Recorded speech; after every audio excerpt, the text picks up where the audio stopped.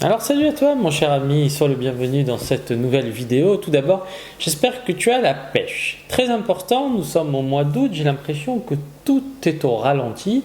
Je ne sais pas si tu es encore en train de travailler ou si tu es en train de prendre des vacances. Et aujourd'hui, je vais te faire une vidéo sur les dernières nouveautés dans ton seller central, les dernières fonctionnalités ou plutôt les mises à jour concernant ton compte vendeur. Et donc, comme tu peux t'en apercevoir, eh bien, si tu débutes ton activité, tu as remarqué qu'il y a des choses qui sont devenues plus restrictives. Je vais d'une part t'expliquer ce qui a changé et d'autre part te donner mon point de vue par rapport à ces changements. Et donc, sans plus attendre, je vais te parler du premier changement qui a été opéré il y a à peu près aux alentours d'un mois. C'est concernant le registre des marques.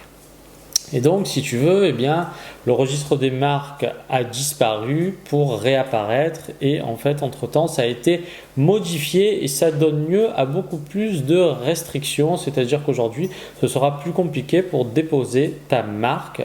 Et je pense tout sincèrement que c'est une très bonne chose.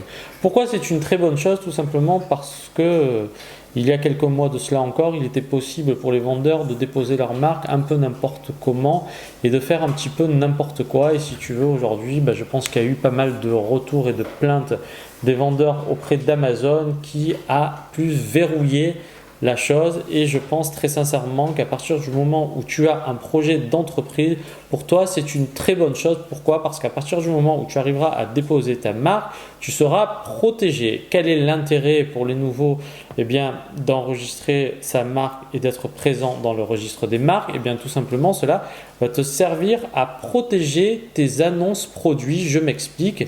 Il faut que tu saches que lorsque tu diffuses tes annonces sur Amazon, eh bien, la première des choses, c'est que tu fais un transfert de propriété, c'est-à-dire que aussi bien l'image et le texte deviennent la propriété d'Amazon lorsque tu fais enregistrer le produit. Ça, c'est la première chose. Et donc, tu vas me dire pourquoi je te parle de ça.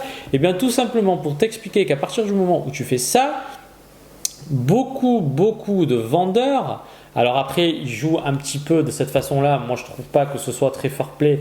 Mais encore une fois, chacun fait ce qu'il veut. Et qu'est-ce que faisaient des vendeurs peu scrupuleux? Ils venaient se greffer sur ton listing sur lequel tu avais effectué énormément de travail. Tu t'étais vraiment investi patiemment et tu as commencé à classer tes annonces. Et un petit vendeur un peu malin, se prétendant malin, venait sur ton annonce et faisait vendez le vôtre. Et boum, tu n'étais plus le seul à vendre ton produit. Eh bien, en étant enregistré au registre des marques, tu vas pouvoir signaler ce type de vendeur qui va se faire éjecter. Et donc, si tu veux, ça c'est une très bonne nouvelle. Et encore une fois, il faut que tu pars du principe que si tu veux vendre sur Amazon, cela doit faire partie d'un véritable projet d'entreprise. Si tu veux mener à bien tes objectifs, si tu veux développer ton activité, dès le départ, il faut que tu penses business et donc il faut que tu sois très carré. Et donc, qui dit très carré dit que tu seras propriétaire de ta marque. La deuxième chose qui a changé, c'est concernant, alors c'est un petit changement mais qui effraie un petit peu les gens, c'est concernant l'enregistrement de ton entreprise. Je sais que la plupart des gens qui se lancent aujourd'hui se lancent en micro-entreprise et lorsque tu vas te lancer en micro-entreprise, on va te demander de rentrer ton capital social et il y a des gens qui bloquent là et qui ne font plus rien. Alors il faut déjà d'une part que tu comprennes que sur Amazon, tu n'es pas obligé d'avoir une entreprise pour avoir un compte pro.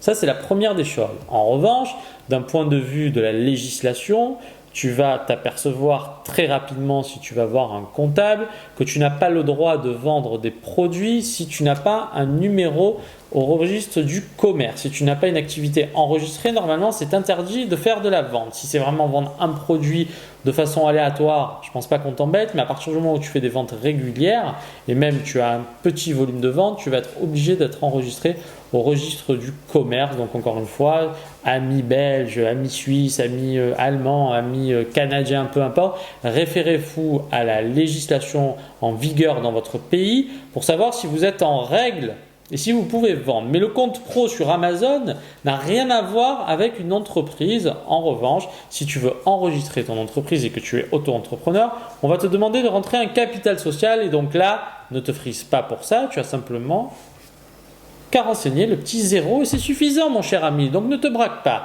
La troisième nouveauté dont je voulais te faire part aujourd'hui, c'est aussi qu'il n'y a plus de frais minimum concernant la vente de tes objets. Je m'explique, ça concerne surtout les ventes à petit prix où auparavant il t'était facturé un minimum de 0,50 centimes d'euros.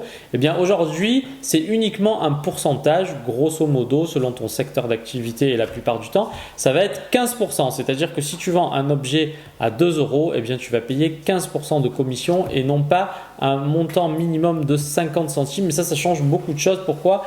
Eh bien parce que tu peux commencer à vendre des objets à petit prix, même si tu as intérêt à faire un volume conséquent si tu veux gagner ta vie.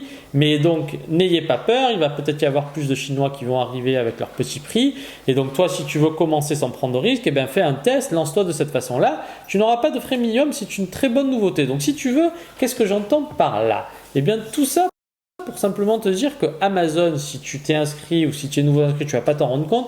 Mais si tu es un ancien et que tu fais partie du système, tu vas te rendre compte très rapidement qu'Amazon est en constante évolution. Amazon est en mode start-up. Renseigne-toi un petit peu là-dessus. Renseigne-toi sur les méthodes de Jeff Bezos qui temporairement est devenu l'homme le plus riche du monde. Alors après ça a rebaissé parce que si tu veux, encore une fois c'est lié à sa cotation boursière et donc si tu veux, peu importe, il faut que tu comprennes que ce qui est acquis aujourd'hui peut changer demain. Grosso modo dans les grandes lignes ce sera toujours pareil à moins d'un coup d'un changement révolutionnaire, mais pour l'instant j'en ai pas vu depuis plusieurs années. Mais globalement ce que je sais c'est que l'interface change tout le temps, les fonctionnalités changent souvent, les formulaires d'inscription, les restrictions, il y a vraiment tout qui change constamment, donc ça c'est bien et je t'invite un petit peu à avoir cette approche dans ton business qui est de ne pas dormir sur tes acquis et de ne pas rester à te dire ça y est, j'ai trouvé mon système, je bouge plus, ça c'est la plus grave erreur que tu puisses faire.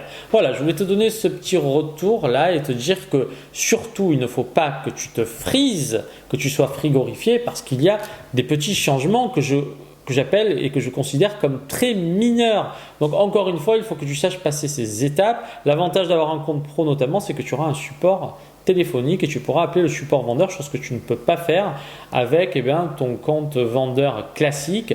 Avec ton compte vendeur classique, pour l'instant, encore une fois, si tu veux, il faut beaucoup parler au présent avec Amazon. Pour l'instant, quand tu as un compte vendeur classique, si tu veux, la durée de tes listings est limitée et tu payes des frais d'insertion, si je me souviens bien, pour chaque annonce, je crois que c'est 1 euro. Mais alors je ne vais pas dire de bêtises parce que moi je suis un professionnel mon cher ami. Donc à partir du moment où je te parle pro, pour moi il est inconcevable d'avoir un compte normal. Après si tu veux faire tes tests et bidouiller, fais-toi un compte vendeur normal.